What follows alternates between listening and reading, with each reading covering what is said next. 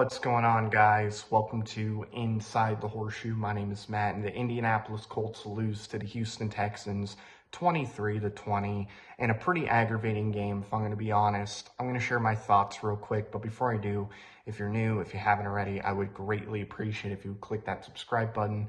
Also, click the bell icon. That way you're notified when I upload a video or when I go live. If you liked the video, smack the like button, leave your thoughts in the comments down below. And if you have a Twitter, make sure you follow me on Twitter at horseshoe_pod. There is a link in the description down below. So like I said, this was a pretty aggravating game, if I'm going to be completely honest. I was pretty annoyed throughout the entire game. There were some positives, which we'll get into first, but there were some negatives for sure, which added to the aggravating feeling that I had. Starting with the positives, Josh Downs played really good today. Had 109 yards receiving, 1 touchdown, had a really good catch in the fourth quarter, and it was a really good throw by Anthony Richardson as well. But other than that, he played really well. Jonathan Taylor had 105 rushing yards in this game. He looked really good. That's obviously good to see, and it adds more confidence that he's going to be able to do this week in and week out. I thought the defense played pretty good. I didn't think they were great. They gave up some big plays, obviously. But I thought they played pretty good, and they definitely played better than they have the last couple weeks. So that was good to see. Moving on to the bad, though, Anthony Richardson. Anthony Richardson was really bad today. And I'm going to be honest, I'm still on the start Anthony Richardson train. I know a lot of people want to go to Joe Flacco, and this performance is only going to fuel the Joe Flacco versus Anthony Richardson talk, but I still think what is most important this season is developing Anthony Richardson. You got to give him the reps. And yes, there are going to be times where he's going to make you just slam your head into a wall because you're like, what are you doing? He's going to do great things. He's going to do things that Joe Flacco simply can't do. There were some sacks that if it was Joe Flacco out there, flat out would have been brought down. However, Richardson was able to break out of those potential sacks and was able to at least get rid of the ball. So there's that too. But I thought Richardson was terrible today. 10 of 32, 175 yards. 109 of those went to Josh Downs. Outside of that, didn't really do anything in the pass game. I didn't think the coaching was all that great today. I thought there were some play calls that they weren't all that good. I felt like Shane Steichen wasn't doing a good job of calling easy plays for Richardson, which is pretty unfortunate. The offensive line was terrible today. Pass protection was awful.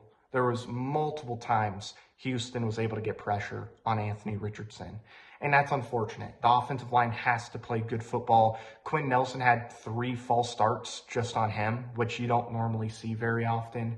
The run defense was better this week than it was week 1. However, you still let Joe Mixon get 105 rushing yards. Good news is everybody else didn't do anything. Everybody else had less than 5 rushing yards. It was just Joe Mixon, but he was mostly running the football. There was that touchdown run he had where he just was not being brought down. He was just breaking every tackle. I mean, it was just a great run by him, but you got to get him down. But overall, Colts didn't look great today. It was a pretty aggravating game.